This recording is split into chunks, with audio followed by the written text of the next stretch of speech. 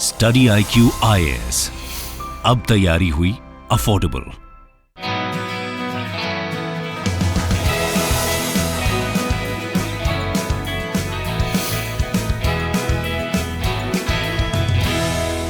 नमस्कार दोस्तों, स्वागत है आप सभी का स्टडी IQ में। आज हम लोग हमारे इंटरनेशनल ऑर्गेनाइजेशन की डिस्कशन कंटिन्यू करने वाले हैं। आज हम लोग बात करने वाले हैं सिक्योरिटी रिलेटेड इंटरनेशनल ऑर्गेनाइजेशंस। यहाँ पे हम लोग बात करेंगे कुछ कमिटीज़ के बारे में, कुछ कमीशंस के बारे में, कुछ इंटर गवर्नमेंटल ऑर्गेनाइजेशंस के बारे में जो इंटरनेशनल पीस और सिक्योरिटी के लिए काम करते हैं। देखिए, हम लोग यहाँ पे स्पेसिफिकली ट्रीटीज़ के बारे में बात नहीं करने वाले, ऑल्दो कुछ कन्वेंशंस जो कनेक्टेड है हम लोग बात करेंगे, लेकिन ट्रीटीज़ जैसे कि न्यूक्लियर नॉन प्रोलिफरेशन ट्रीटी हो गया, CTBT, PTBT, जो दूसरे जो ट्रीटीज़ है उसके बारे में हम लोग अलग से डिस्कशन जरूर करेंगे ट्रीटीज़ एंड कन्वेंशन भाग में। लेकिन आज हम लोग बात करने वाले हैं सिक्योरिटी से जुड़े हुए अलग अलग ऑर्गेनाइजेशंस, अलग अलग कमीशंस और किस चीज़ के लिए वो काम करते हैं, ये हम लोग जानने वाले। चलिए शुरुआत करते हैं हमारे डिस्कशन की। सबसे पहले हम लोग बात करते हैं यूनाइटेड नेशंस डिसआर्मामेंट कमीशन से।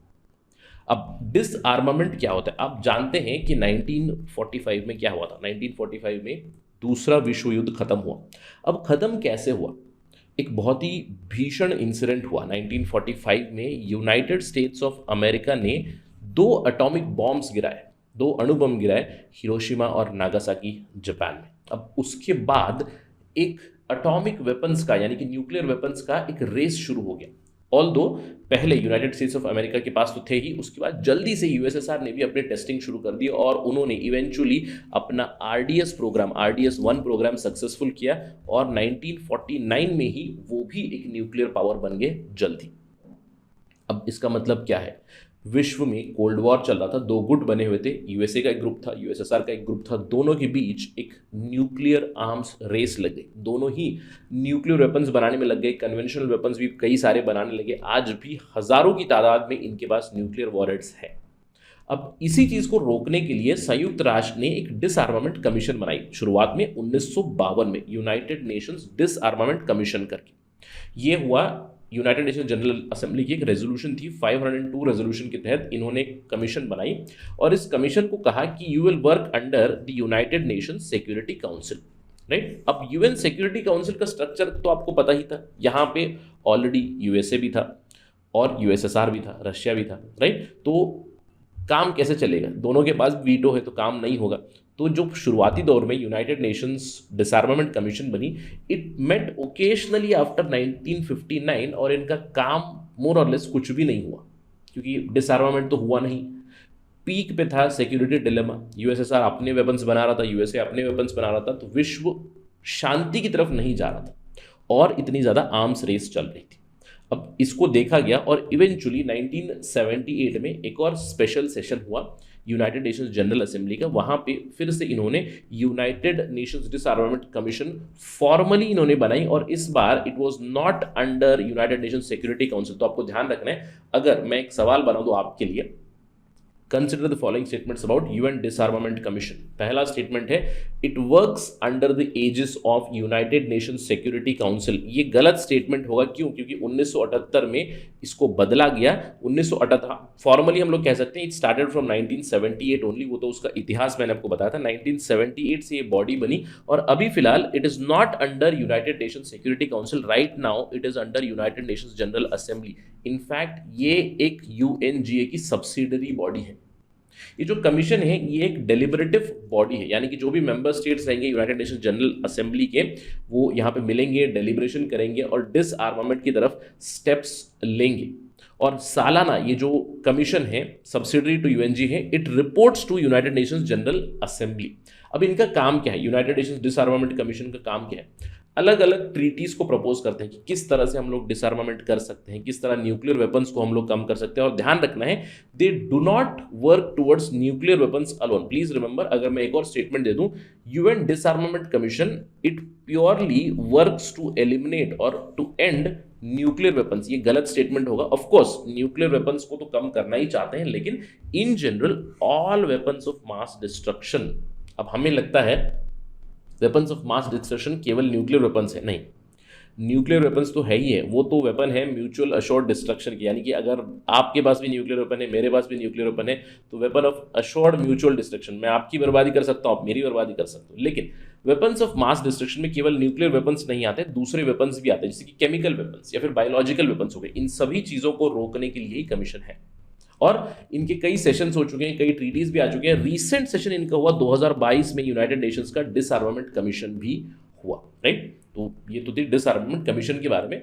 और मोर और लेस अगर हमें इसकी परफॉर्मेंस के बारे में बात करनी है, I would say it has been an utter failure in general, क्योंकि देखिए जिस तरह से न्यूक्लियर वेपन्स बढ़ रहे हैं, हर साल हम लोग सिपरी की रिपोर्ट पढ़ते हैं। सिपरी की रिपोर्ट में हम लोगों ने देखा है कि न्यूक्लियर वॉरहेड्स भी बढ़ रहे हैं, कन्वेंशनल वेपन्स भी बढ़ रहे हैं, अलग अलग मिसाइल्स भी बन रहे हैं आजकल, तो और भी ज़्यादा बिगर मिसाइल्स, बिगर वॉरहेड्स, सारी चीज़ें बन रही। सो डिसआर्मामेंट तो नहीं हो रहा है पूरे विश्व में। इसके अलावा there is one more conference on disarmament, तो इन दोनों के बीच कंफ्यूजन नहीं होनी चाहिए। सबसे पहले there is United Nations disarmament commission, ये यूनाइटेड नेशंस से अटैच की बॉडी है, इनफैक्ट यूएनजीए की सब्सिडियरी बॉडी है। लेकिन एक और कॉन्फ्रेंस ऑफ डिसआर्मामेंट है, और आपको सबसे पहली चीज ध्यान देनी है, India it accepts conference on disarmament as a single multilateral disarmament negotiation forum and discards other forums। तो इंडिया कॉन्फ्रेंस ऑफ डिसआर्मामेंट में बिलीव करता है।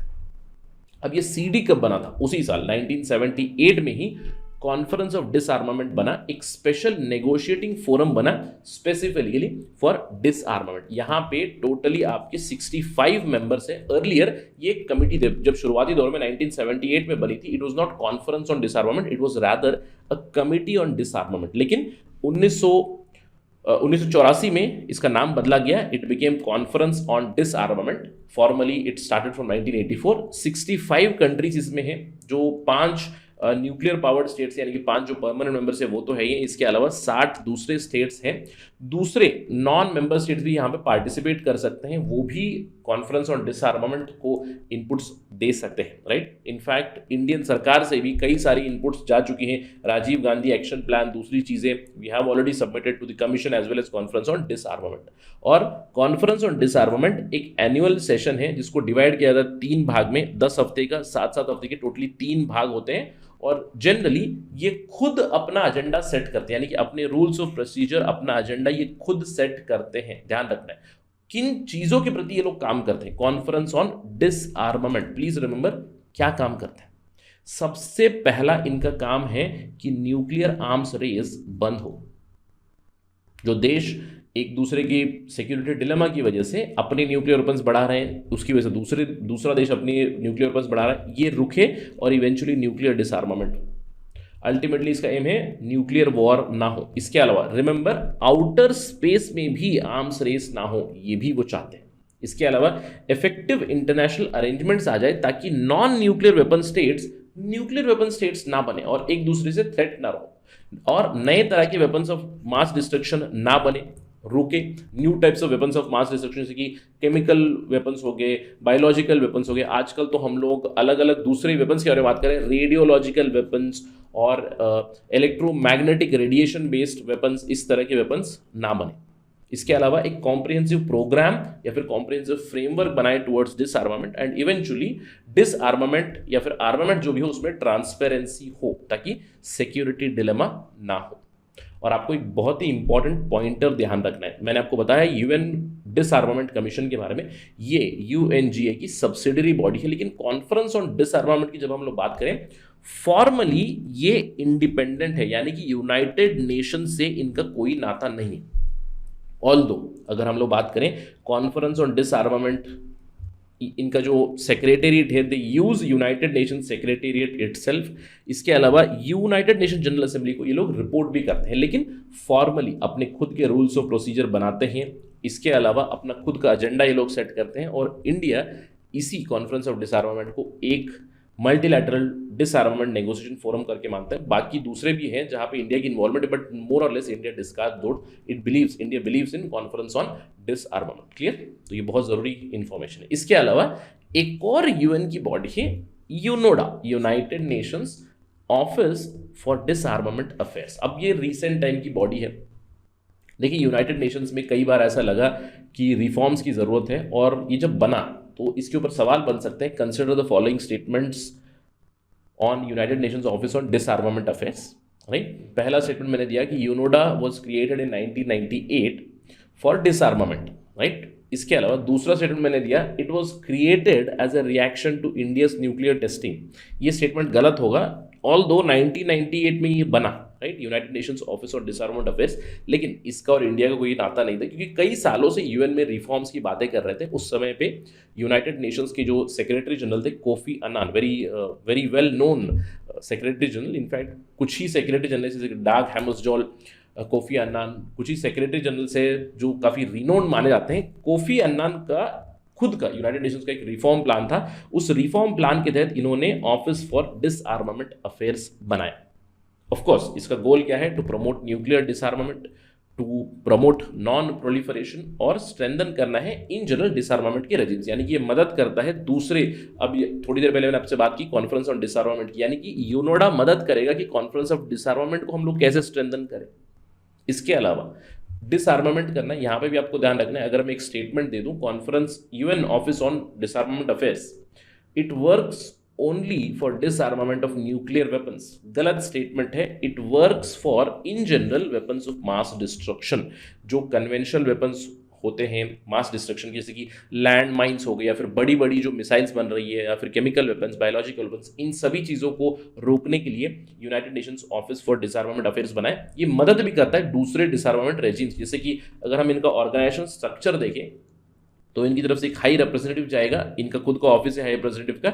इसके अलावा office of director and deputy director, deputy high representative, ये काम करते हैं closely with conference on disarmament, इनका भी सेक्रेटरीट इन्हें दिया गया। इसके अलावा there is a weapons of mass destruction branch, there is a conventional arm branch, जहां पे कैसे प्रैक्टिकल डिसआर्मामेंट हम लोग कर सकते हैं, इंफॉर्मेशन और आउटरीच, ताकि लोगों को पता चले डिसआर्मामेंट की वजह से क्या प्रॉब्लम्स रहे, और रीजनल डिसआर्मामेंट एक्टिविटीज भी होती है, अलग अलग जगह पे रीजनल ऑफिसर्स भी इनके बने हुए हैं, right. I hope it's clear कि ऑफिस ऑफ डिसआर्मामेंट अफेयर्स क्या करते हैं, खुद भी डिसआर्मामेंट में लगा हुआ है, लेकिन दूसरे जो डिसआर्मामेंट रेजिम से, दूसरे जो डिसआर्मामेंट की कमिटीज हो गई, कमीशन हो गई, उन्हें भी मदद करता है, राइट। चलिए अगली बॉडी पे चलते हैं, बात करते हैं IAEA के बारे में। बहुत ही इंपॉर्टेंट बॉडी है IAEA, बहुत बार आप इसको न्यूज में जरूर देखोगे, स्पेशली जिस तरह से भी नेगोशिएशन चल रही है, यूएस वापस रीनेगोशिएट कर रहा है ईरान के साथ for the joint comprehensive plan of action, और वहां पे रोल आता है IAEA का। तो हम लोग समझते हैं IAEA क्या करता है। IAEA का लोगो कुछ इस तरह से, आप जानते हैं कि जो पीस का सिंबल है, ये जो ऑलिव ब्रांच है, ऑलिव लीव से पीस का सिंबल है, इसके बीच आप देख सकते हो न्यूक्लियर मॉडल IAEA। IAEA का मतलब है इंटरनेशनल एटॉमिक एनर्जी एजेंसी। अब इसके इतिहास के बारे में जानना थोड़ा जरूरी होता है, क्योंकि कई बार इससे भी जुड़े हुए सवाल आ सकते हैं, जैसे कि consider the following statements about IAEA। Statement 1, statement 2, statement 3। IAEA was created इन 1957। क्यों? क्योंकि देखिए न्यूक्लियर फियर आ ही चुका था, मैंने आपको बता दिया ऑलरेडी कि 1945 में क्या हुआ, यूएस ने एटॉमिक बॉम्ब गिराया जापान के ऊपर। 1949 में USSR भी न्यूक्लियर बना, कई दूसरे देश भी धीरे धीरे अपनी न्यूक्लियर टेस्टिंग करने लगे, तो न्यूक्लियर टेक्नोलॉजी का स्प्रेड होने लगा, और न्यूक्लियर थ्रेट का एक बहुत बड़ा खतरा मंडरा रहा था पूरे विश्व के ऊपर। और उसी समय पे हम लोग बात कर सकते हैं of the doctrine of mad, symbolically mad doctrine, mutually assured destruction का डॉक्ट्रिन निकला, यानी कि न्यूक्लियर वेपन्स की वजह से केवल बर्बादी ही है। अब इसको रोकने के लिए IAEA बना। अब ऐसा नहीं है कि पूरा न्यूक्लियर टेक्नोलॉजी को रोके, प्लीज ध्यान रखिएगा, IAEA का काम है कि न्यूक्लियर वेपन्स प्रोलिफरेशन को रोके, लेकिन न्यूक्लियर टेक्नोलॉजी का अच्छे से इस्तेमाल हो।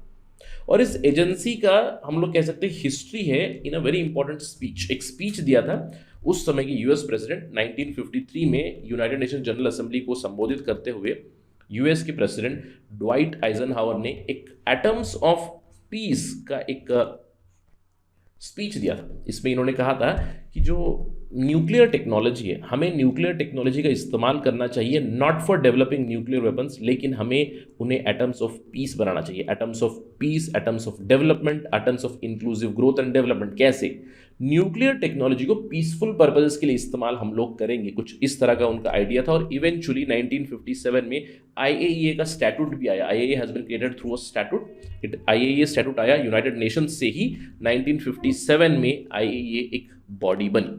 Please remember, although UN statute से ही ये बना है, IAEA International Atomic Energy Agency, लेकिन ये एक ऑटोनोमस इंटरनेशनल ऑर्गेनाइजेशन है, यूएन का बॉडी नहीं। अगर मैं आपको बताऊं या फिर स्टेटमेंट दूं, consider the following statements about IAEA. पहला स्टेटमेंट मैंने दे दिया, IAEA is a United Nations specialised body. बिल्कुल गलत स्टेटमेंट है, इसको आपको कट ऑफ कर देना है, आपको ध्यान रखना है। आईएईए यूएन की स्पेशलाइज्ड एजेंसी नहीं है, ऑल्दो यूनाइटेड नेशंस के साथ काफ़ी क्लोजली काम करते हैं। इनफैक्ट इनकी रिपोर्टिंग भी to United Nation Security Council ही है, ये लोग रिपोर्ट करते हैं यूएनएससी को भी, यूएनजीए को भी, आपको ध्यान रखना है, लेकिन फिर भी यूएन से इंडिपेंडेंट है ये। अब इनका काम क्या है, न्यूक्लियर टेक्नोलॉजी को डेवलप करना है और न्यूक्लियर वेपन्स नहीं बनने हैं, कुछ इस तरह का इनका काम है। ये एक इंटर गवर्नमेंटल फोरम है जहां पे 175 मेंबर कंट्रीज हैं, they work towards scientific and technical development of nuclear technology. इनका हेडक्वार्टर्स बहुत जरूरी है, it is in Vienna. Vienna कहाँ आता है, ऑस्ट्रिया में। और आपको ध्यान रखना है, इंडिया आईएईए का मेंबर है 1957 से लेकर ही, शुरुआती दौर से इंडिया आईएईए का मेंबर रहा है, आज भी इंडिया आईएईए का मेंबर है।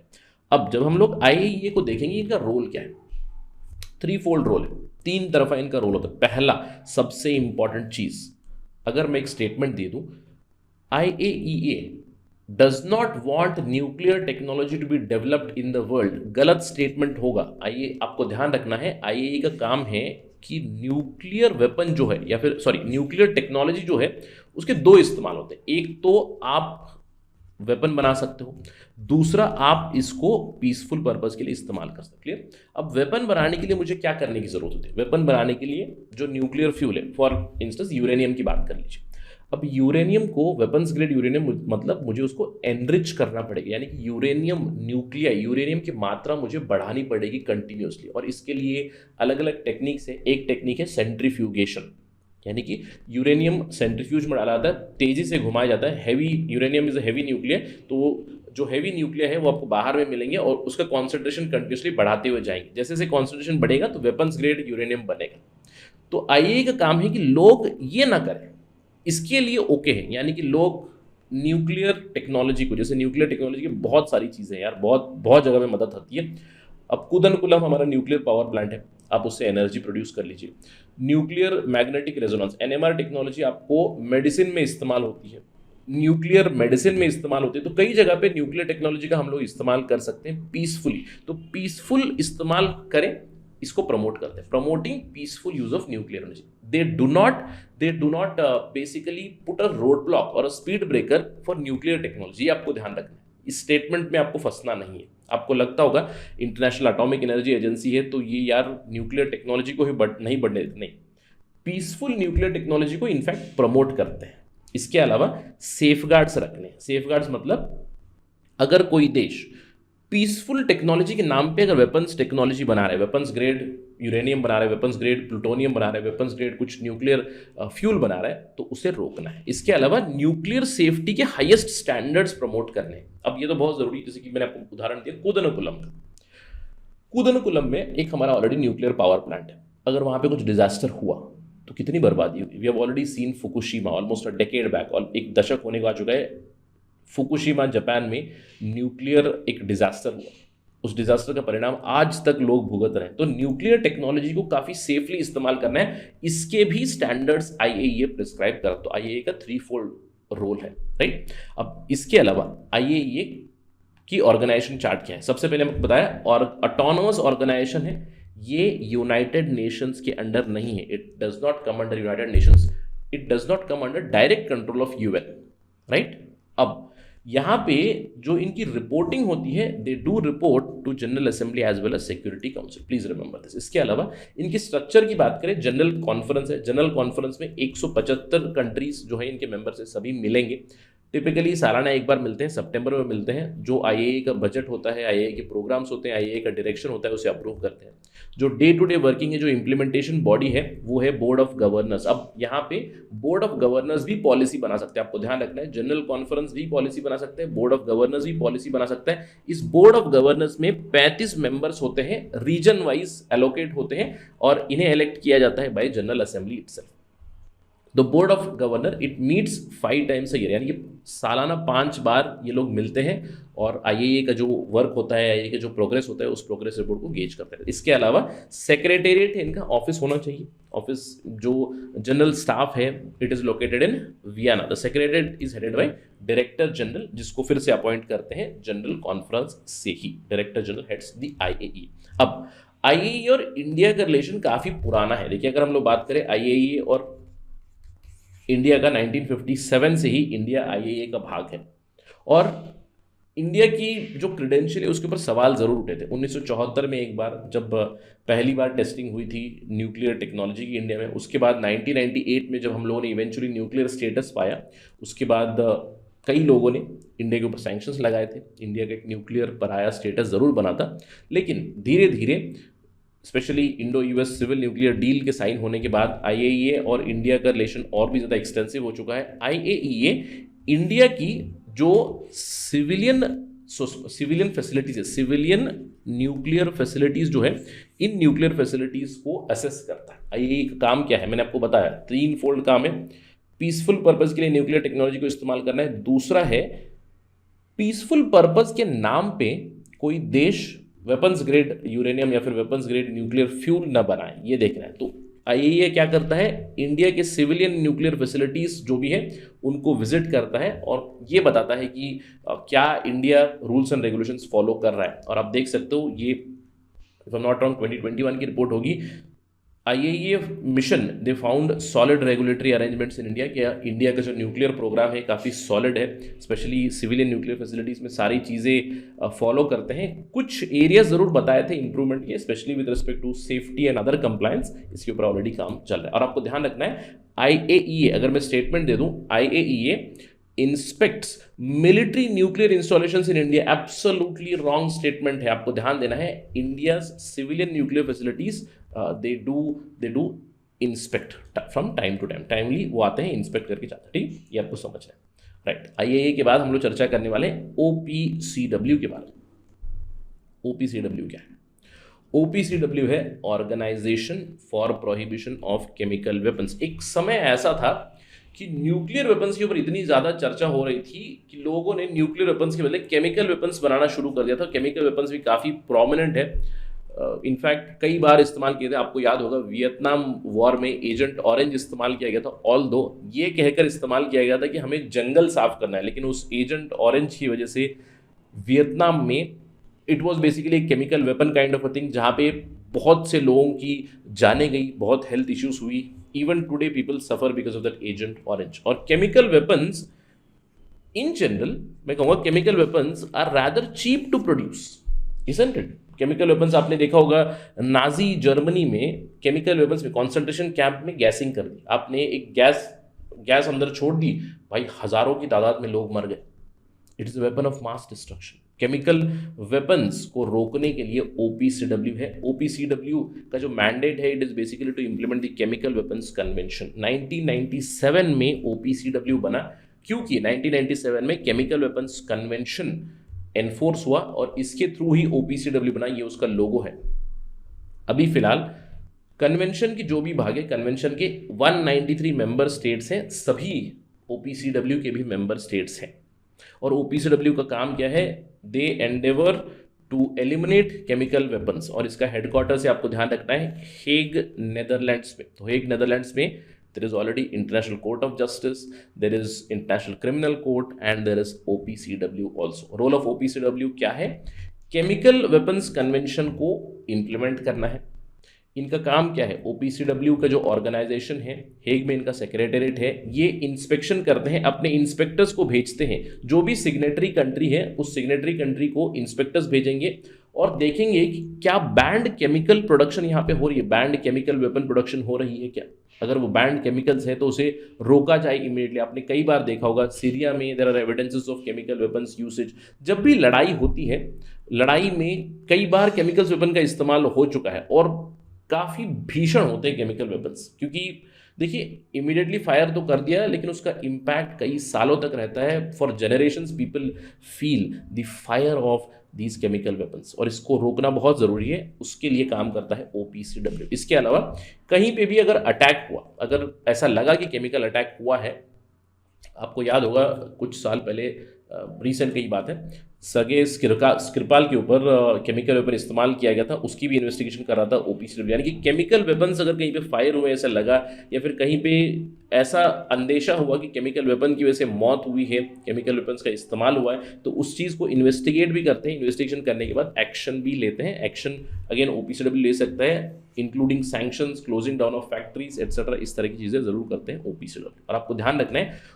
ओपीसीडब्ल्यू को 2013 में नोबेल पीस प्राइज मिला for elimination of chemical weapons, large chemical weapons, specially in and around West Asia. Syria से केमिकल वेपन्स इन्होंने, सीरिया के केमिकल वेपन्स खत्म करवाए थे इन्होंने। ओपीसीडब्ल्यू को 2013 में नोबेल पीस प्राइज भी मिला है। अब आपको ध्यान रखना है कि ओपीसीडब्ल्यू क्या यूनाइटेड नेशंस की बॉडी है? No, it is not a UN body. It is an autonomous organization created by chemical weapons convention, but काफ़ी क्लोजली यूएन के साथ काफ़ी क्लोजली काम करते हैं। इसके अलावा इनका ऑर्गेनाइजेशन स्ट्रक्चर हम लोग देखें तो कॉन्फ्रेंस ऑफ स्टेट पार्टीज है, यहाँ पे 193 मेंबर्स हैं, सालाना ये लोग मिलते हैं। इनकी मेन वर्किंग होती है थ्रू एग्जीक्यूटिव काउंसिल, और इस एग्जीक्यूटिव काउंसिल में 41 ओपीसीडब्ल्यू के मेंबर्स इलेक्ट होते हैं from the conference of state parties itself. जो भी ओपीसीडब्ल्यू के, जो भी कॉन्फ्रेंस ऑफ स्टेट पार्टीज की रूल्स एंड रेगुलेशंस आती है, जो भी डायरेक्शन है, जो भी इनकी गाइडेंस है, इसको इम्प्लीमेंट करते हैं, और बाकी जो भी मेंबर्स हैं वो कन्वेंशन को कंप्लाई करें। इस तरह की इंपॉर्टेंस है इस एग्जीक्यूटिव काउंसिल की, और हर एक मेंबर स्टेट रोटेटिंग बेसिस में एग्जीक्यूटिव काउंसिल का भाग बनता है। ऑलराइट, इसके अलावा थर्ड बॉडी सेक्रेटेरिएट, मैंने आपको बताया secretariat is in the Hague, Netherland, right. और जैसे कि मैंने आपको बताया ओपीसीडब्ल्यू क्या काम करता है, ओपीसीडब्ल्यू इंप्लीमेंट करता है केमिकल वेपन्स कन्वेंशन। अब शॉर्ट में हम इसको सीडब्ल्यूसी कहते हैं। 1997 में केमिकल वेपन्स कन्वेंशन आया था, लेकिन इसका काफी लंबा नाम है convention on prohibition of development, production, stock piling and use of chemical weapons on their destruction, right. ये है पूरा एंड ऑन देयर डिस्ट्रक्शन, ये है इसका पूरा नाम। बेसिकली ये एक आर्म्स कंट्रोल कन्वेंशन है जिसने ओपीसीडब्ल्यू को बनाया, यानी कि सीडब्ल्यू कन्वेंशन के तहत ओपीसीडब्ल्यू बना है। ये जो कन्वेंशन है it came into force in 1997। नाम से पता चल रहा है क्या करना है।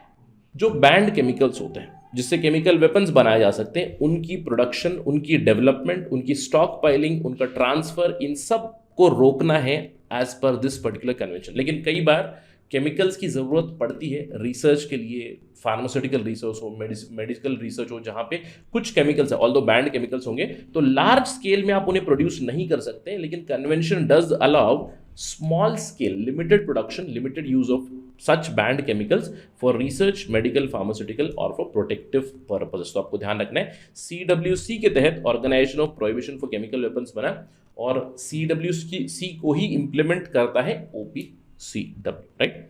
तो ये थी हमारे डिस्कशन सीडब्ल्यूसी और ओपीसीडब्ल्यू के बारे में। चलिए आगे चलते हैं, एक्सपोर्ट कंट्रोल रेजिम्स के बारे में बात करते हैं। लेकिन उससे पहले आपको ध्यान रखना है, अगर आप यूपीएससी सिविल सर्विस की तैयारी कर रहे हैं, you do know that study IQ is a one stop solution for all your general studies needs. हमारा फाउंडेशन बैच लाइव हो रहा है 1 अगस्त, यानी कि कुछ ही दिनों में the live batch is going to start. History की क्लासेस आपकी स्टार्ट होने वाली है। डू रिमेंबर दिस डेट, इस डेट से पहले ही एनरोल कीजिएगा। आप जानते हैं कि स्टडी IQ का उद्देश्य है कि हम quality education, quality training, quality guidance आप तक ले आए एट अफोर्डेबल प्राइसेस। ये पूरा जो बैच है 10 महीने का कोर्स है, 900 घंटे से भी ज़्यादा क्लासेस चलेंगे। ये पूरा कोर्स आपको मिलेगा 18,999 में ही। इसके अंदर आपको प्रीलिम्स की टेस्ट सीरीज भी इंक्लूडेड ही मिलेगी। कंपनी प्राइस 25,000 के आसपास है, लेकिन अगर आप इस पे कोड इस्तेमाल करोगे मेरा Rahul live, RAHULLIVE without any spaces, आपको ये पूरा कोर्स मिलेगा 18,999 में ही। इसके अलावा हमारा PSIR का कोर्स भी शुरू हो रहा है 18 अगस्त से, उसमें भी आप एनरोल कर सकते हैं। That is your optional program. अगर आप उस पर भी कोड इस्तेमाल करोगे Rahul live, you will get heavy discounts on that also। इस प्रोग्राम में आपको लाइव क्लासेस मिलेंगी 900 घंटे की, 1-to-1 मेंटरशिप मिलेगी। एक मेंटर आपके साथ ही मिलेंगे, कंटिन्यूअसली आपके साथ रहेंगे थ्रू आउट योर जर्नी। आपके एकेडमिक डाउट्स हो, नॉन एकेडमिक डाउट्स हो, उन सभी को क्लियर करेंगे। आपको क्लियर कट क्रिस्प नोट्स मिलेंगे। हर मॉड्यूल के बाद MCQ प्रैक्टिस होगी, आंसर राइटिंग प्रैक्टिस होगी, ज्ञानवाणी सेशंस होंगे जहां पे आप रिटायर्ड ब्यूरोक्रेट्स के साथ चर्चा कर सकते हो, सर्विंग ब्यूरोक्रेट्स से चर्चा कर सकते हो। हमारी ग्रुप मेंटरशिप प्रोग्राम भी है जहाँ पे ग्रुप मेंटर्स आपके साथ मिलेंगे, आपके डाउट्स को क्लियर करेंगे और आपके साथ रहेंगे आपकी पूरी UPSC जर्नी। तो देर किस बात की है, जल्द से जल्द 1 अगस्त से पहले एनरोल कीजिएगा। Use the code Rahul live. Avoid the last day rush, do it as soon as possible. चलिए चर्चा कंटिन्यू करते हैं हम लोग और बात करते हैं एक्सपोर्ट कंट्रोल रेजिम्स के बारे में। अब ये एक्सपोर्ट कंट्रोल रेजिम्स क्या है? देखिए 3 टर्म है export control regimes, right. Export यानी कि एक देश से दूसरे देश हम लोग कुछ चीज भेज रहे हैं, कंट्रोल यानी कि जो चीज भेज रहे हैं उसको कंट्रोल करना है, रेजिम्स अब आपको ध्यान रखना है एक्सपोर्ट कंट्रोल रेजिम्स यानी कि मल्टीलैटरल एक्सपोर्ट कंट्रोल रेजिम्स, कुछ ग्रुप्स बने हुए, कुछ गुट बनाए गए हैं लाइक माइंडेड कंट्रीज के, जो सब मिलकर, स्पेशली बहुत सारे डेवलप कंट्रीज इसमें हैं। डेवलप कंट्रीज आप जानते हैं कि टेक्नोलॉजिकली स्ट्रांग है, कई सारी चीज़ें वो बना चुके हैं in terms of missiles, in terms of unmanned aerial vehicles, अलग अलग तरह के वेपन्स बना चुके हैं। तो जो वेपन्स की टेक्नोलॉजी, वेपन्स बनाने के लिए जो चीज़ें लगती हैं, जैसे कि आइटम्स हो, टेक्नोलॉजी हो, सिमुलेशंस हो, डिलीवरी सिस्टम्स हो, ये चीज़ें एक देश से दूसरे देश ना पहुंचे, यानी कि वेपन्स ऑफ मास डिस्ट्रक्शन से जुड़ी हुई टेक्नोलॉजी, उससे जुड़े हुए आइटम्स एक देश से दूसरे देश तक ना पहुंचे। इसीलिए लाइक माइंडेड कंट्रीज के कुछ गुट बने हुए हैं जो चाहते हैं कि आर्म्स और एम्युनिशन ज़्यादा स्प्रेड ना हो, इसीलिए इन्होंने रेजिम्स बनाए। रेजिम्स मतलब इनफॉर्मल ग्रुप्स। अब देखिए यहाँ पे ये ना यूनाइटेड नेशंस के ग्रुप है, ना ये इंटर गवर्नमेंटल ऑर्गेनाइजेशंस है, मैं कहूँगा ये एक सिंपली एक ग्रुप है जो देश साथ में आए हैं, इन्होंने अपनी एक कमेटी बना रखी है या फिर एक इनफॉर्मल ग्रुप बना रखा है जिसके तहत ये कंट्रोल करना चाहते हैं एक्सपोर्ट किस चीज़ का। अब देखिए मल्टीलैटरल एक्सपोर्ट कंट्रोल रेजिम में 4 ग्रुप्स आते हैं, मेजरली 4 ग्रुप्स हैं। पहला ग्रुप है न्यूक्लियर सप्लायर ग्रुप, दूसरा है मिसाइल टेक्नोलॉजी कंट्रोल रेजिम, तीसरा है वासेनार अग्रीमेंट या फिर वासेनार कंट्रोल रेजिम हम लोग कह सकते हैं, और चौथा है ऑस्ट्रेलिया ग्रुप या फिर ऑस्ट्रेलिया कंट्रोल रेजिम। अब हर एक रेजिम या फिर हर एक ग्रुप किसी चीज को रोकना चाहते हैं। For example nuclear supply group, अब नाम से पता चल रहा है इसमें कौन रहेगा, इसमें रहेंगे न्यूक्लियर सप्लायर्स यानी कि uranium producing countries, nuclear technology में एडवांस कंट्रीज जैसे कि यूनाइटेड स्टेट्स ऑफ अमेरिका हो गए, यूरोपियन कंट्रीज हो गए, ये लोग साथ में आएंगे और न्यूक्लियर टेक्नोलॉजी एक देश से दूसरे देश ना पहुंचे ताकि वहां पे वेपन ना बने। अब पीसफुल इस्तेमाल करना है, इसका मतलब है कुछ टेक्नोलॉजी भेजेंगे जैसे कि इलेक्ट्रिसिटी प्रोड्यूस करनी है। अब देखिए इंडिया में कूदनकुलम प्लांट बना है, यहाँ पे एनएसजी का भाग है रशिया ने इंडिया को कूदनकुलम प्रोजेक्ट से जुड़ी हुई सारी चीजें दी हुई है, राइट। तो एनएसजी क्या होगा, एक गुट होगा। तो इसी चीज को हम लोग समझेंगे, इन रेजिम्स को हम लोग 1 बाय 1 अंडरस्टैंड करेंगे। पोटेंशियली हर एक रेजिम से जुड़ा हुआ एमसीक्यू बन सकता है, लेकिन in general before we get into individual regime कुछ इंफॉर्मेशन है आपके लिए। There are some facts about these multilateral export control regime. सबसे पहले आपको ध्यान रखना है, अगर मैंने एक सवाल बना दिया, consider the following statements about multilateral export control regimes, they are a part of United Nations. Absolutely wrong है, they are independent of United Nations. In fact कई तो एक्सपोर्ट कंट्रोल रेजिम्स के हेडक्वार्टर्स तक नहीं है, उनका सेक्रेटेरिएट तक नहीं है। जो मेंबर देश है हर साल रोटेटिंग प्रेसिडेंट होते हैं, जो प्रेसिडेंट होता है वो अपने सिटी में या फिर अपने कंट्री में, अपने कंट्री की सिटी में वहाँ पे वो लोग मीटिंग या फिर कॉन्फ्रेंस करवाते हैं। इसके अलावा जो मल्टीलैटरल एक्सपोर्ट कंट्रोल रेजिम्स है उनके rules and regulations apply only to the members, यानी कि अगर कोई एक्सपोर्ट कंट्रोल रेजिम का मेंबर है तो उनके रूल्स एंड रेगुलेशंस केवल उन पे लागू होते हैं। आपने देखा होगा कि संयुक्त राष्ट्र में 190 से भी ज्यादा कंट्रीज है, लेकिन इन एक्सपोर्ट कंट्रोल रेजिम्स में कुछ कंट्रीज रहेंगे, कहीं पे 40, कहीं पे 35, कहीं पे और भी कम कंट्रीज। क्यों? क्योंकि इन्हीं कंट्रीज के पास वो टेक्नोलॉजी बनी हुई है, वो चीजें बनी हुई है, वो नहीं चाहते हैं कि दूसरों के पास वो जाए और वो उससे वेपन्स बनाए ताकि प्रोलिफरेशन ना हो, वेपन प्रोलिफरेशन ना हो। इसके अलावा भारत के दृष्टिकोण से 4 अग्रीमेंट्स, 4 रेजिम्स मैंने आपको बताई, एनएसजी, MTCR, वासेनार अरेंजमेंट और ऑस्ट्रेलिया ग्रुप। इसमें से इंडिया 3 का भाग है, आपको याद रखना है। India is a member of MTCR, India is a member of Wassenaar arrangement, India is a member of Australia group also. India NSG का भाग नहीं है। अब एक सिंपल सवाल बन सकता है, consider the following statements, India is a member of which of the following export control regimes. 4 option मैंने आपको दे दिए, MTCR, WA, AG और NSG। तो NSG को हटा देना है, इंडिया 3 का मेंबर है। इसके अलावा चाइना, आपको ध्यान रखना है, China is a member of NSG, nuclear supplier group का मेंबर है। ऑस्ट्रेलिया ग्रुप का भी मेंबर है, लेकिन चाइना वासेनार अरेंजमेंट और MTCR का भाग नहीं है, ये आपको ध्यान रखना है। India is a member of 3, India is not a member of very important body NSG, China is a member of NSG as well as Australia group, China 2 का मेंबर नहीं है, ठीक है। अब इन फैक्ट्स को मद्देनजर रखते हुए चलिए चर्चा शुरू करते हैं। सबसे पहले NSG के बारे में। NSG न्यूक्लियर सप्लायर ग्रुप्स, नाम से पता चला है न्यूक्लियर सप्लायर ग्रुप। अब इसमें कौन कौन रहेंगे?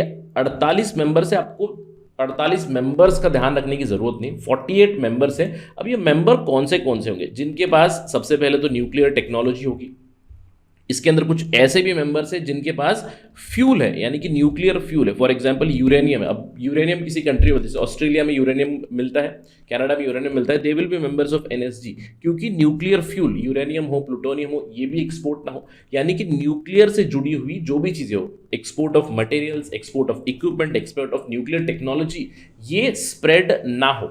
अब एनएसजी बना था 1974 में एज अ रिएक्शन। एनएसजी एक इनफॉर्मल गुट बना 48 देशों का। क्यों?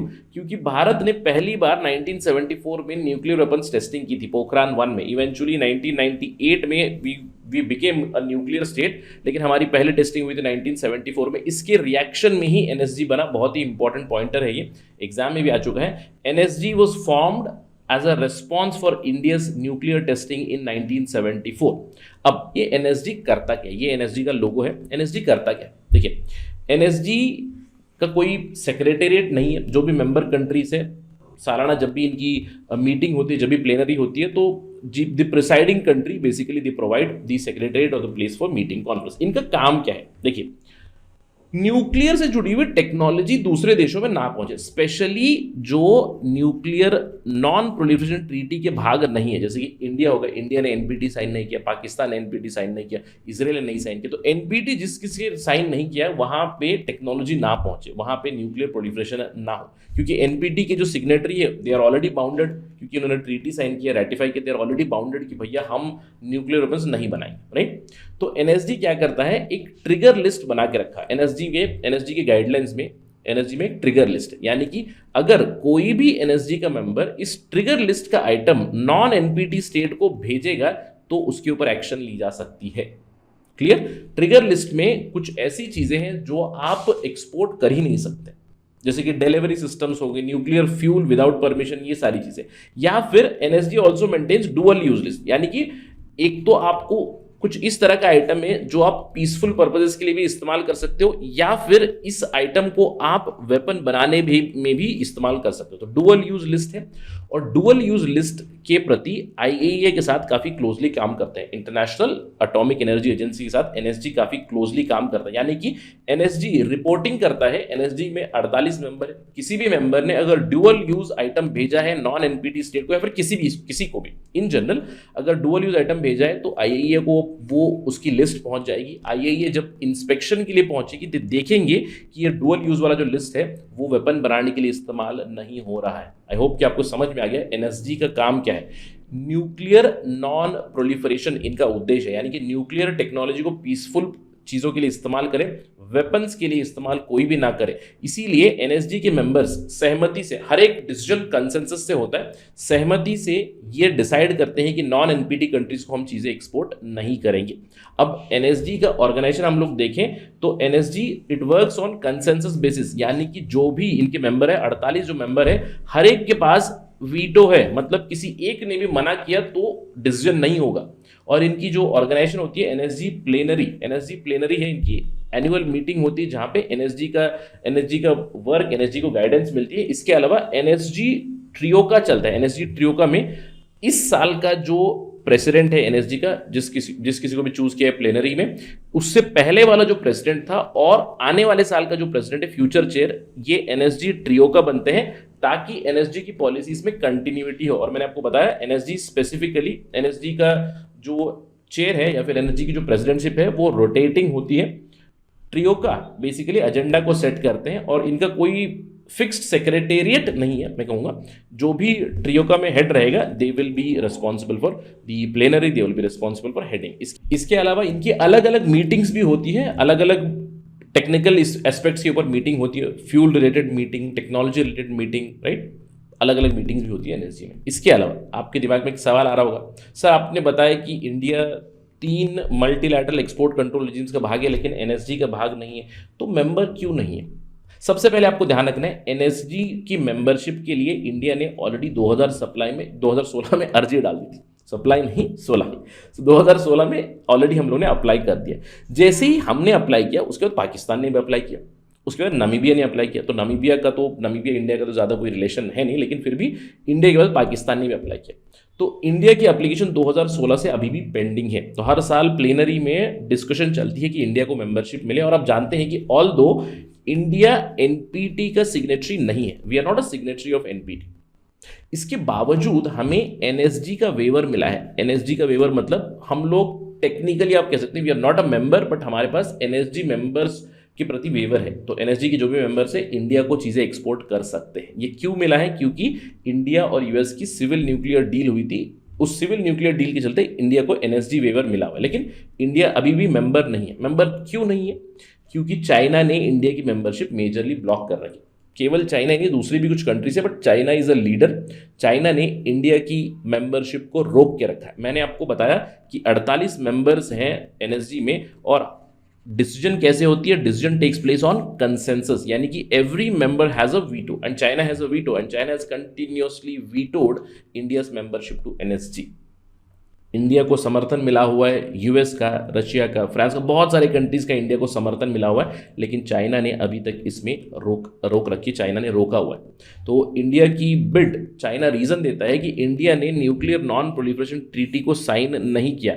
ये तो इन प्रिंसिपल रीजन देते हैं, बट कई सारे विशेषज्ञ ये कहते हैं कि चाइना का मेन रीजन इसलिए है कि जैसे ही इंडिया ने अप्लाई किया उसके बाद चाइना ने पाकिस्तान को भी अप्लाई करवाया, right? Pakistan also applied for NSG, और अभी चाइना की कुछ इस तरह की कंडीशन है कि अगर इंडिया बनेगा भाग तो पाकिस्तान भी एनएसजी का भाग बनेगा। और नामीबिया की जो एप्लीकेशन है that is also still pending. तो जब भी एडिशन होगी तो हम लोग चर्चा जरूर करेंगे। तो आपको ध्यान रखना है, इंडिया, पाकिस्तान, नामीबिया तीनों ने ही 2016 में एनएसजी की मेंबरशिप के लिए अप्लाई किया हुआ था। इस पर अभी तक कंसेंसस बिल्ड नहीं हुआ है, डिसीजन हो जाए। नामीबिया ने क्यों किया है? क्योंकि Namibia also has uranium reserves, तो नामीबिया ने यहाँ पे भी अप्लाई किया हुआ है फॉर एनएसजी, राइट? सो ये हमारी डिस्कशन थी एनएसजी के बारे में। चलिए आगे बढ़ते हैं और बात करते हैं एमटीसीआर के बारे में। एमटीसीआर मतलब मिसाइल टेक्नोलॉजी कंट्रोल रेजिम, और मैंने आपको बताया एनएसजी हो, एमटीसीआर हो, ये कोई ट्रीटी वगैरह नहीं है, ये एक इनफॉर्मल पॉलिटिकल अंडरस्टैंडिंग है। एमटीसीआर में 35 मेंबर स्टेट्स हैं, नाम से ही पता चल रहा है कि मिसाइल से जुड़ी हुई टेक्नोलॉजी, मिसाइल्स हो, मिसाइल बनाने के लिए जो टेक्नोलॉजी होती है, जैसे कि देखिए मिड रेंज मिसाइल्स होते हैं, लॉन्ग रेंज मिसाइल्स होते हैं, इंटरकॉन्टिनेंटल बैलिस्टिक मिसाइल्स होते हैं। तो इन मिसाइल्स को बनाने की टेक्नोलॉजी भी आप एक्सपोर्ट नहीं कर सकते। अब ये क्यों नहीं कर सकते? आपको ध्यान देना है, एमटीसीआर में जो 35 मेंबर्स है मोस्टली इंडस्ट्रियलाइज कंट्री से, 1987 में ये बना था, G7 इंडस्ट्रियलाइज कंट्री से इसको बनाया था। ये लोग रोकना चाहते हैं मिसाइल की टेक्नोलॉजी, मिसाइल्स हो या फिर लॉन्च व्हीकल्स हो। मिसाइल लॉन्च करने के लिए आपको मिसाइल के अंदर आपने पेलोड रखा है, पेलोड या फिर आपने वेपन रखा हुआ है, वो वेपन वहाँ पे जाके डेटोनेट हो जाएगा, लेकिन उसको पहुंचाना है। अब मुझे यहाँ से समझ लीजिए 1000 किलोमीटर दूर या फिर 500 किलोमीटर दूर एक मिसाइल भेजनी है, तो उसको भेजने के लिए उसके गाइडिंग सिस्टम चाहिए, उसके इग्निशन सिस्टम चाहिए, डेटोनेशन सिस्टम चाहिए। तो इन सारी सिस्टम से जुड़ी हुई जो टेक्नोलॉजी है, मिसाइल टेक्नोलॉजी हो या फिर यूएवी टेक्नोलॉजी हो, ये प्रोलिफरेट ना हो, इसके लिए ये लोग काम करते हैं।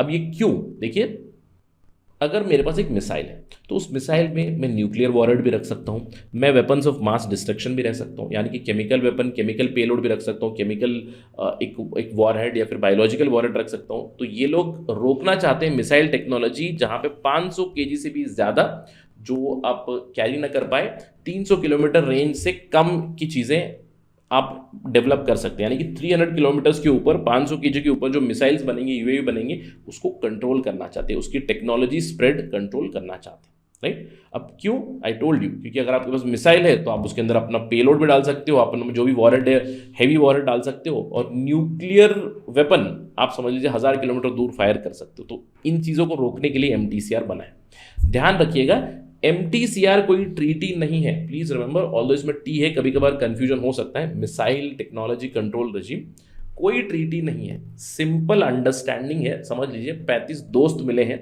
उन्होंने कहा है कि हमारे पास मिसाइल टेक्नोलॉजी है, हम नहीं चाहेंगे कि दूसरे रोग नेशन से उनके पास ये मिसाइल टेक्नोलॉजी पहुंचे, और अगर ये पहुंचेगी तो हम पे ही बाद में खतरा बनेगी। फॉर एग्जाम्पल जैसे कि नॉर्थ कोरिया, अब नॉर्थ कोरिया के पास अगर मिसाइल टेक्नोलॉजी नहीं पहुंचनी है तो उसकी इक्विपमेंट नहीं पहुंचनी चाहिए, उसकी टेक्नोलॉजी हो, बॉडी हो, उसकी डिलीवरी सिस्टम्स, ये नहीं पहुंचनी चाहिए। अगर पहुंचेंगे अल्टीमेटली यूएस को ही खतरा होगा। तो इसलिए ये एक ट्रीटी नहीं है, अंडरस्टैंडिंग है, तो कोई लीगली बाइंडिंग ऑब्लिगेशन नहीं होगी, एक अंडरस्टैंडिंग है यहाँ पे कि भाई 35 लोग मिलकर हम लोग मिसाइल टेक्नोलॉजी को स्प्रेड नहीं करेंगे। 35वां मेंबर इंडिया ही है, आपको ध्यान रखना, ठीक है। अब किसी मेंबर ने समझ लीजिए मिसाइल टेक्नोलॉजी बेच भी, एक्सपोर्ट भी कर दी, तो क्या होगा? इस इस अंडरस्टैंडिंग में, ट्रीटी तो नहीं है, इस अंडरस्टैंडिंग में कुछ नहीं कर सकते, यानी कि एमटीसीआर में कोई कंप्लायंस की मेजर नहीं है, कोई वेरिफिकेशन के मेजर्स नहीं है। अगर किसी पार्टनर ने बेचा है, कहीं पे पता चला कि मिसाइल टेक्नोलॉजी को बेचा है टू सम रोग स्टेट एटसेट्रा, तो कॉमन अंडरस्टैंडिंग से इशू को रिजॉल्व कर सकते हैं, फिर कॉमन अंडरस्टैंडिंग से कोई एक्शन ली जा सकती है, लेकिन कंप्लायंस की कोई मेजर नहीं है। ऐसा नहीं है कि आपके ऊपर कोई ऑब्लिगेशन बनती है, केवल आपकी अंडरस्टैंडिंग है। सारे डिसीजंस यहाँ पे कंसेंसस से लिए जाते हैं।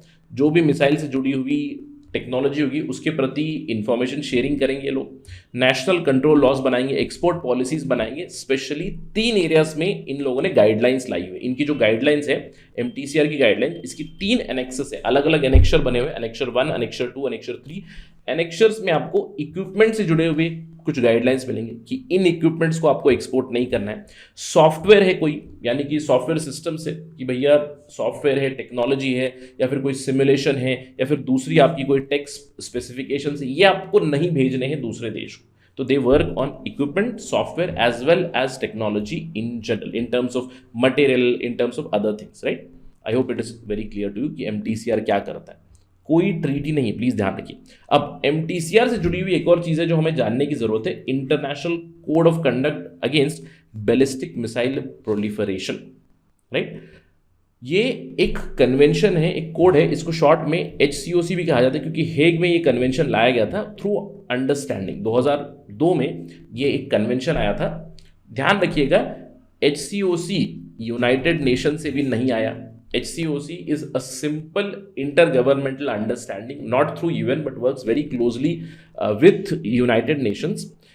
ये क्यों आया था? It was a result of international efforts ताकि बैलिस्टिक मिसाइल टेक्नोलॉजी, इससे weapons of mass destruction deliver ना हो पाए, इसलिए ये कन्वेंशन आया था। और इस कन्वेंशन में 138 सिग्नेटरीज है। अभी आप देख सकते हो कि एमटीसीआर में केवल अभी 35 मेंबर्स है, लेकिन HCOC में आपको 138 मेंबर्स है। इंडिया ने भी 2016 में इसको ज्वाइन किया हुआ है।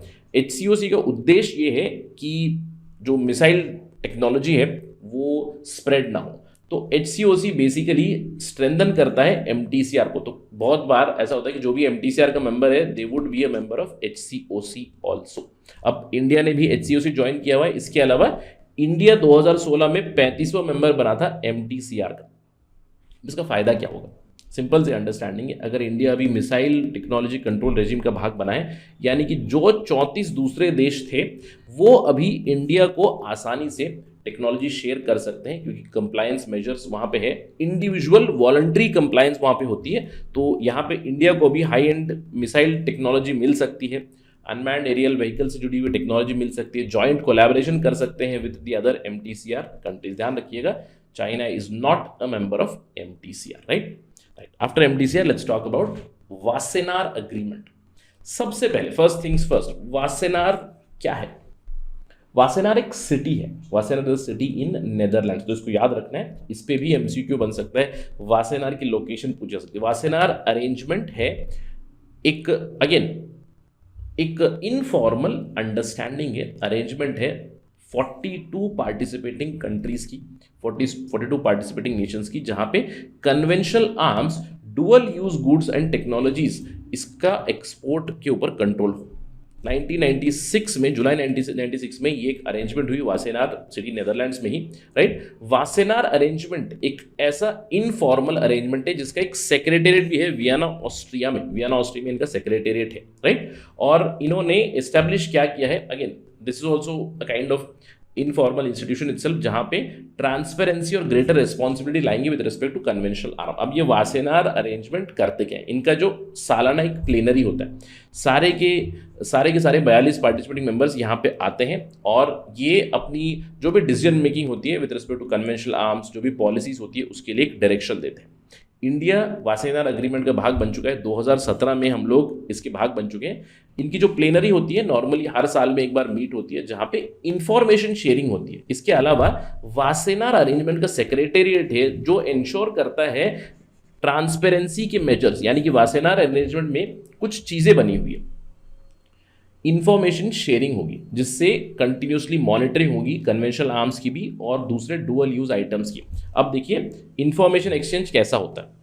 इनके कुछ लिस्ट बने हुए हैं, कुछ आइटम्स बने हुए हैं जो आप एक्सपोर्ट करिए। फॉर एग्जांपल अब इंडिया है, इंडिया में हम लोग अपने खुद के अभी ड्रोन्स भी बना रहे हैं, अपने खुद के टैंक्स भी बनाते हैं, बहुत सारी चीज़ें इंडिजनाइजेशन ऑफ डिफेंस हो रहा है। तो अगर समझ लीजिए इंडिया ने कोई चीज़ बेची या फिर किसी चीज़ का कोई चीज़ एक्सपोर्ट की या फिर किसी को एक्सपोर्ट लाइसेंस दिया कि टेक्नोलॉजी दी कि आप ये अपने यहाँ पे प्रोड्यूस कर सकते हो, तो इसको हमें रिपोर्ट करना पड़ेगा टू वासेनार एग्रीमेंट।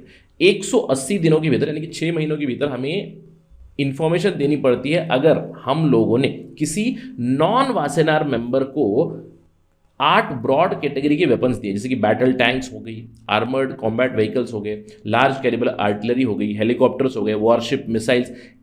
एक तो इन चीज़ों को एक्सपोर्ट किया या फिर इन चीज़ों से जुड़े हुए एक्सपोर्ट का लाइसेंस भी दिया, यानी कि आप अपने यहाँ पे वो प्रोड्यूस कर सकते हो। ये भी अगर आपने किया तो वासेनार एग्रीमेंट को आपको इन्फॉर्मेशन देनी पड़ती है। इसके अलावा इनकी यहाँ पे एक सेंसिटिव लिस्ट, इसको कंट्रोल लिस्ट कहा जाता है, डुअल यूज लिस्ट। अब dual use normally peaceful purpose के लिए इस्तेमाल करता है, जैसे कि आपको कुछ व्हीकल चाहिए, समझ लीजिए हेलीकॉप्टर चाहिए या फिर आपको लाइट व्हीकल चाहिए, पुलिसिंग के लिए आप पुलिसिंग के लिए इसको इस्तेमाल कर सकते हैं, वो पुलिसिंग के लिए काम आएगा।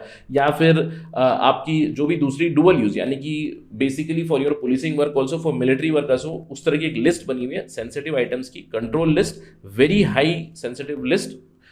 अगर इस तरह की चीज़ें आपने एक्सपोर्ट की है या फिर एक्सपोर्ट का लाइसेंस आपने दिया है तो वासेनार सेक्रेटेरिएट को आपको 60 दिनों के भीतर इंफॉर्मेशन देनी पड़ती है, right. These are certain guidelines that you need to follow once you become a member of Wassenaar agreement. आपको ध्यान रखना है नॉन वासेनार मेंबर को आप करोगे तो आपको रिपोर्ट करना है, राइट। अब वासेनार एग्रीमेंट का भाग बनेंगे तो of course we will have a better access to conventional arms technology, dual use technology, इससे हमें एक्सेस भी मिलेगा, right. So this was our discussion about Wassenaar arrangement. इसके अलावा ऑस्ट्रेलिया ग्रुप है, ऑस्ट्रेलिया ग्रुप एक इनफॉर्मल ग्रुप है, इसका भी कोई स्टैंडर्ड सेट सेक्रेटेरिएट नहीं, आपको ध्यान रखना है। ऑल्दो सबसे पहले ये ऑस्ट्रेलिया ग्रुप क्यों है, जैसे वासेनार अरेंजमेंट हो गया, वासेनार एक प्लेस है नेदरलैंड में, Wassenaar agreement was finalized there. Australia group क्यों है, क्योंकि ऑस्ट्रेलिया का ये इनिशिएटिव था, ऑस्ट्रेलिया ने इनिशिएटिव लिया कि हम इस तरह का एक ग्रुप बनाएंगे, इसीलिए ऑस्ट्रेलिया मैनेजेस द सेक्रेटेरिएट। अब सेक्रेटेरिएट अगेन जैसे ऑस्ट्रेलिया ग्रुप की प्रेसिडेंसी मूव होती रहती है वैसे इसका जो सेक्रेटेरिएट या फिर ऑफिशियल वर्क ऑस्ट्रेलिया में, इनका जो कॉन्फ्रेंस वगैरह होता है अलग अलग सिटीज़ में होता है। नॉर्मली पहला इनका जो हुआ था ब्रसल्स बेल्जियम में होता, उसके बाद पेरिस इज अ प्लेस जहाँ पे हर बार हुआ है, पेरिस में कई बार ऑस्ट्रेलिया ग्रुप की जो प्लेनरी कॉन्फ्रेंस होती है वो हुई है। अब ये कब बना था, 1985 में इसको एस्टैब्लिश किया गया at the behest of Australia. क्यों, क्योंकि 1984 में इराक ने केमिकल वेपन्स इस्तेमाल किए थे, इराक ईरान वॉर में केमिकल वेपन्स इस्तेमाल किए, और इसके बाद पूरे विश्व को लगा कि हमें कुछ केमिकल वेपन्स रोकने के लिए, केमिकल वेपन्स टेक्नोलॉजी को रोकने के लिए, बायोलॉजिकल वेपन्स के डेवलपमेंट को रोकने के लिए एक ग्रुप बनाना चाहिए। तो एक इनफॉर्मल ग्रुप बना जहाँ पे 43 मेंबर्स हैं, इंडिया भी इसमें मेंबर है, यूरोपियन यूनियन को भी एक मेंबरशिप दी गई है, राइट। तो ये एक ग्रुप है जो काम करता है केमिकल वेपन्स और बायोलॉजिकल वेपन्स के स्प्रेड को रोकने के लिए, और इनकी भी डिसीजन मेकिंग होती है कंसेंसस के बेसिस पे, यानी कि यूनानिमस डिसीजन होना चाहिए, हर एक के पास एक वीटो रहेगा कि कोई भी अगर एक भी मेंबर कहेगा कि ऑस्ट्रेलिया ग्रुप में मुझे समझ लीजिए किसी और को लेना है, इंक्लूड करना है, तो सभी मेंबर्स की सहमति होनी चाहिए, राइट। इसके अलावा ऑस्ट्रेलिया ग्रुप करता क्या है, ऑस्ट्रेलिया ग्रुप ने एक लिस्ट बना रखी है 54 कंपाउंड्स की जिसका ग्लोबल ट्रेड रेगुलेट करना है। तो इन्होंने अपनी कुछ गाइडलाइंस बना रखी है, national export control legislation, model legislation बना रखे हैं, सैंक्शंस भी इन्होंने बना रखे हैं, अगर कोई वायलेट करेगा कि इन 54 कंपाउंड्स में अगर ट्रेडिंग चलेगी विदाउट नोटिफिकेशन तो सैंक्शंस भी लगा सकते हैं। तो ऑस्ट्रेलिया ग्रुप की जो कंट्रोल लिस्ट है वहाँ पे केमिकल वेपन के प्रीकर्सर, यानी कि केमिकल वेपन बनाने के लिए जो केमिकल्स इस्तेमाल होते हैं उसकी एक लिस्ट बनी हुई है। Dual use chemical manufacturing facilities की लिस्ट बनी हुई है। डुअल यूज बायोलॉजिकल इक्विपमेंट और बायोलॉजिकल टेक्नोलॉजी की लिस्ट बनी हुई है। उसके सॉफ्टवेयर की भी लिस्ट बनी हुई है। Human and animal pathogen and toxin की लिस्ट बनी हुई है। प्लांट पैथोजन की लिस्ट बनी हुई है। तो इनमें से अगर ट्रेडिंग हो रही है देशों में, जो मेंबर्स है 43 मेंबर्स है, इनमें से ट्रेडिंग हो रही है तो ऑस्ट्रेलिया ग्रुप को नोटिफाई करना पड़ता है। इंडिया ने ज्वाइन किया ऑस्ट्रेलिया ग्रुप को इन 2018। इसके अलावा एक बहुत ही इंपॉर्टेंट पॉइंटर है ऑस्ट्रेलिया ग्रुप का, वो है Australia group works very closely with CWC and BWC। अब CWC के बारे में तो हम लोग चर्चा कर चुके हैं जब मैंने आपको बताया था OPCW के बारे में, organization for prohibition of chemical weapons. This is chemical weapons convention. वैसे ही एक बायोलॉजिकल वेपन्स कन्वेंशन है, in short biological weapons convention, biological and toxin weapon convention लोग कहते हैं। 1975 में ये आया था, जहां पे 184 देश मिलकर ये प्लेज करते हैं कि बायोलॉजिकल वेपन्स और टॉक्सिन वेपन्स स्प्रेड ना हो, इसके ऊपर रोक लगे। Basically they want to prohibit the development, production, stockpiling of bacteriological, biological and toxin weapons, और उसको डिस्ट्रॉय करना है। और BWC के साथ काफ़ी क्लोजली काम करता है ऑस्ट्रेलिया ग्रुप, BWC भी CWC, क्योंकि Australia group is connected to chemical weapons and biological weapons. तो आपको ध्यान रखना है, अगर सवाल बने तो किस तरह के सवाल बन सकते हैं। 4 मल्टीलैटरल एक्सपोर्ट कंट्रोल रेजिम्स की हम लोगों ने बात की। इंडिया किस किस का भाग है मैंने आपको बता दिया। कई बार ऐसे सवाल आ सकते हैं, consider the following statements about export control regimes, जहां पे मैंने आपको बता दिया कि NSG मैंने बता दिया आपको, MTCR मैंने आपको बता दिया, AG मैंने आपको बता दिया, WA मैंने आपको बता दिया, ये किन चीज़ों पे काम करते हैं, राइट। देखिए NSG तो आपको पता है न्यूक्लियर टेक्नोलॉजी स्प्रेड ना हो, MTCR मिसाइल टेक्नोलॉजी। अब AG आ गया है, AG का मतलब है Australia group, it works for chemical and biological weapons, आपको ध्यान रखना है। अब वासेनार अग्रीमेंट हो गया, this works for conventional arms and also some dual use technologies. तो इसको भी ध्यान रखिए, कभी कभार इस तरह के भी सवाल आते हैं। 2022 प्रीलिम्स में आपने देखा कि कितने मैच पेयरिंग है, यानी कि 1 पेयर, 2 पेयर, 3 पेयर मैचिंग, इस तरह के भी सवाल आए थे, तो उस तरह के भी सवाल बन सकते हैं, right. So this was our discussion about the security organization. In fact अगर हम लोग न्यूक्लियर टेक्नोलॉजी या फिर न्यूक्लियर प्रोलिफरेशन की बात करें, वहाँ पे हम लोग एक और कमेटी भी है, ज़ैंजियर कमेटी, उसके बारे में चर्चा करेंगे when we discuss about the NPT, क्योंकि न्यूक्लियर नॉन प्रोलिफरेशन ट्रीटी के तहत ज़ैंजियर कमेटी बनी थी। Will not discuss that here, will discuss that separately. तो ये कुछ important security based organization, informal, formal committees, commissions, जैसे कि मैंने शुरुआत में बताया था, we are going to discuss this. So this completes our lecture for today. So in the next lecture, we'll again take up another theme, another genre of organization. So till we meet next time, please stay safe and stay on course. हमेशा stick to your schedule and prepare very well. और आप जानते हैं कि अगर आप मुझे follow करना चाहते हैं सोशल मीडिया हैंडल पे, you can go to this particular ID @RahulSai222. मेरा फेसबुक, ऑल्दो फेसबुक पे ज़्यादा एक्टिव नहीं रहता मैं, मेरा टेलीग्राम चैनल जहाँ पे इस प्रेजेंटेशन की आपको PDF मिल जाएगी, मेरे वीडियोस की अपडेट मैं यहाँ पे डालता हूँ कंटिन्यूसली। इसके अलावा और भी इन्फॉर्मेशन मैं पुट करता हूँ इस टेलीग्राम चैनल पे। और मेरा जो इंस्टाग्राम का ID है, it is the same ID। अगर आपको कनेक्ट करना है, you can directly message me on Instagram. I do respond on Saturdays and Sundays. Thank you for watching this video. जय हिंद। स्टडी IQ IAS, अब तैयारी हुई अफोर्डेबल।